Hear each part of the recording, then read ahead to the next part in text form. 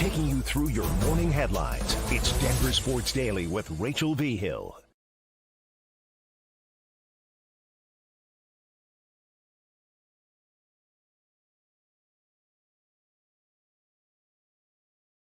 And, I've been here not a half week, but it's approaching a half week. And, there's just a little bit of steam that's beginning to emerge locally that Sean Payton loves J.J. McCarthy. And he's a quarterback from a pro-style offense with a strong arm. I'm not going to say he reminds him of Drew Brees. McCarthy moves more than Drew, and he's taller. And he's not as accurate. And Drew Brees is football immortality. But the anti-Vike covets the next Drew Brees.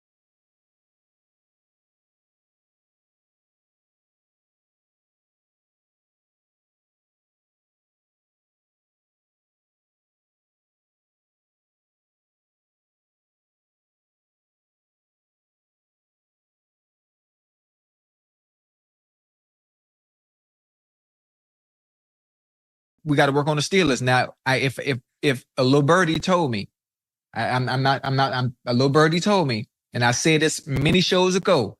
If Russell Wilson go back to the first part coming on over there to Steelers, Cleveland had Sean, the AFC gonna be hell. The AFC gonna be hell. So I think right now I saw on DraftKings the betting favorite is Justin Fields to end up in Pittsburgh.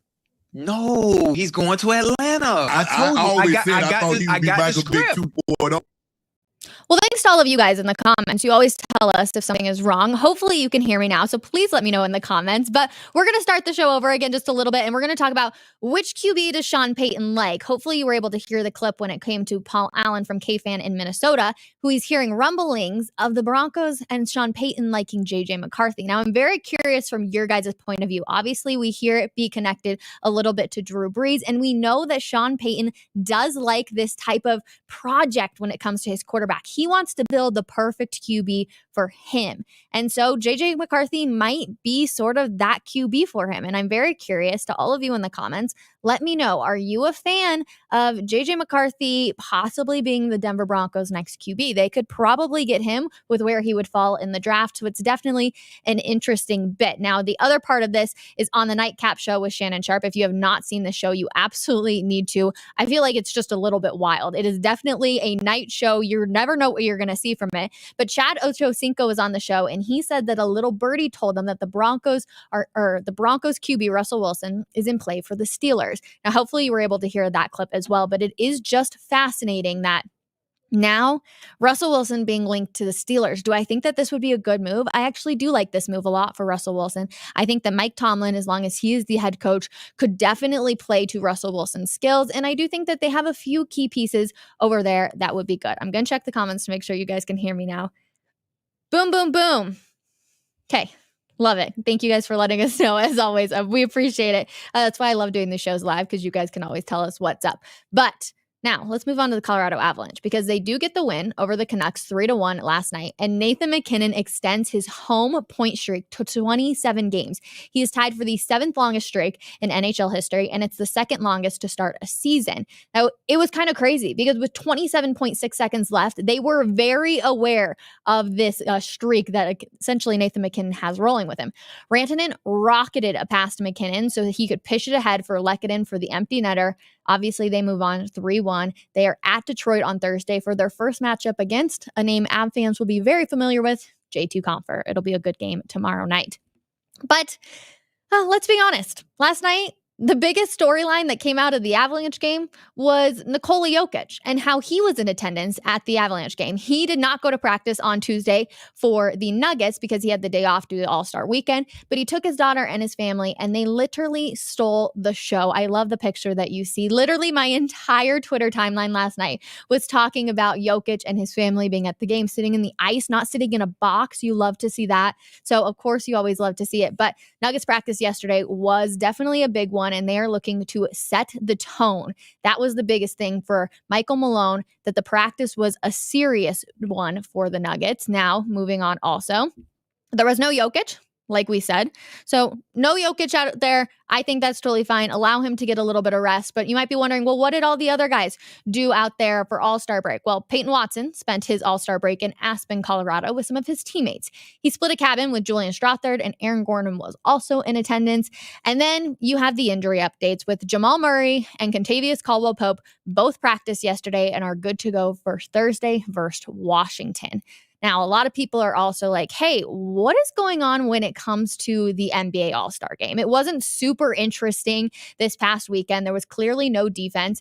And Kendrick Perkins, who is a list of people that are also fed up with the game, he says on Monday's ESPN NBA Today, called the players' performance embarrassing and disrespectful to the name of basketball. Ouch, that's a little painful. Obviously, the final score was 211 to 186, so there was no defense from any of the players, and he has a few solutions. So he offered each member of the winning team a $500,000 prize, similar to the new in-season tournament. And members of the athletic staff also put their opinions out there on how to fix all of the All-Star games. So I find a lot of these to be really fascinating. So everyone talks about upping the prize money, but what if the losing players had to pay the prize money to the winners? This is John Greenberg. I actually think that this is really funny. People said combine the in-season tournament and All-Star weekend. Joe Varden, another one that's really interesting. And then we have a few others that obviously get thrown in. The NBA still picked 12 All-Stars from each conference, but eliminated the game and made each of them have to pick one All-Star Saturday night event to compete in. This is from Mike. And Mike also goes, why is the All-Star game worth saving? It's a fair point, Mike. I would agree with you there.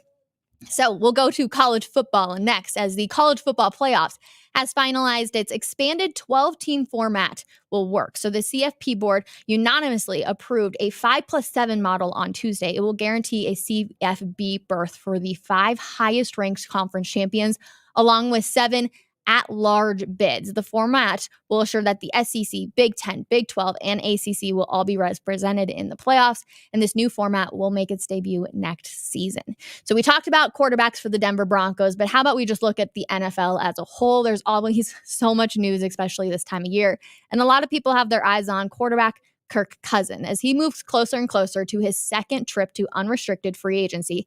The Vikings still have roughly 3 weeks of exclusive negotiating rights, and one specific contractual wrinkle is reportedly non-negotiable, though. According to Albert Breer of SI.com, the Vikings are not willing to fully give Cousins a fully guaranteed contract. From the times Cousins signed in Minnesota, the contracts have always been fully guaranteed. We see that for a ton of quarterbacks. It always seems to be fully guaranteed. But honestly, when I look at this for the Vikings with the injuries that Kirk Cousins is dealing with, I'm not surprised that they're kind of being a little hesitant towards this. Started with a 3-year deal that he had, and then it was multiple short-term extensions that took it to a 6-year relationships with the Vikings. Breer also says that the Vikings touched base with Cousins camp last week. He's 35 and still recovering from a torn Achilles tendon. So like I said, it kind of makes sense. I can see why they're not 100% on board because of, one, his age, and now the Achilles tendon. It would feel a little hard to give him a fully guaranteed contract. But hey, it's the NFL and crazier things have happened. Now, example for another crazier thing that has happened, Cowboys QB Dak Prescott might command a contract worth up to $60 million per year, the highest paid player in NFL history. I'm sorry. Can somebody remind me what Dak Prescott has done? I'm just really curious real quick. Listen, I get it. He had an MVP level performance in 2023, but did they make the Super Bowl? No, they lost. It blows my mind. They literally lost when everybody was thinking this could be the year for the Dallas Cowboys. They end up losing to Green Bay. So reportedly, both sides, the Cowboys and Dak Prescott, are ready to launch. And Stephen Jones, the CEO, says Dak will be our quarterback. Wild. I'm sorry. Dak Prescott has not it's not that he's not deserving of the money, But he hasn't done anything to say, yeah, you should absolutely pay him. They have got bounced from the playoffs time and time again. I'm sorry, I'm just not about this. And if we're just going to continue moving up the ladder, at least give it to somebody that has won a Super Bowl. That's my personal opinion. Let me know how you feel about it. Now, obviously, there are so many sports apps in the world, but Apple, anytime they seem to launch something, it always has to look awesome. So there is a new sports app by Apple that has updated scores in real time for all of your favorite teams, live betting odds, and it's one-click access to live stream any game shown on Apple TV. So if you just are in need of a new sports app and you're like, hey, I want to find everything in one app, this may be a really great opportunity for you as a sports fan. So it is already available in the App Store. Check it out. It's just called the Sports app. So interesting enough. Want to check out some of your guys' comments? Of course. Prescott can't win the big games. Exactly. So what makes anybody think that he deserves the highest pay or to be the highest paid NFL player in history? $60 million just seems absolutely crazy. Let's see. I'd rather Russ go to Atlanta to take them out of the QB race. That would be nice for the Broncos, wouldn't that be? They need to move up 4 to get JJ. I think that it's going to be interesting. I think JJ could possibly fall a little bit more than some people are thinking. I think with Michael Penix Jr., what we're seeing is he's definitely falling a little bit as well. But people are now talking about him in possibly the second round. I don't think JJ would go that far down, but I do think that they would be, it's a lot easier for them to move up for JJ McCarthy than it is for, a Caleb Williams, a Jalen Daniels, etc. Let's see. Seats on the ice have club level too. Yes, that's probably another reason why Jokic and them were sitting down there. But because he's such a big name, I love that he was still down there on the ice. And of course, his daughter is so freaking adorable. So love you guys. I appreciate you always for letting us know anything that's happening on the back end, and another good show. So if you ever see anything, definitely tag me on Twitter at @HeyRachelVihill. I love hanging out with you guys. You can see it underneath the date right down there. My name is always there for any of our sideboards. So let me know if you see anything that you want to see on Denver Sports Daily, and I will see you guys at 12 p.m. for another episode of Coffee Break. Have a wonderful Wednesday, everybody. We'll see you later.